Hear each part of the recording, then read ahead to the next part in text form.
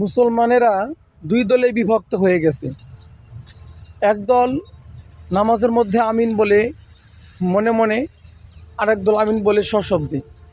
এই নিয়ে সংঘাত। তো স্থানীয় বাজারে দুইটা প্রবেশ পথ, দুই পথে দুই দল দাঁড়াইছে। যে পথে আমিন আসতে বলারা দাঁড়াইছে, তারা জিজ্ঞাসা করে বাজার থেকে বের হওয়ার সময় যারা বের হয় যে আপনি নামাজ আমিন কীভাবে বলেন, আসতে বলেন না জোরে বলেন?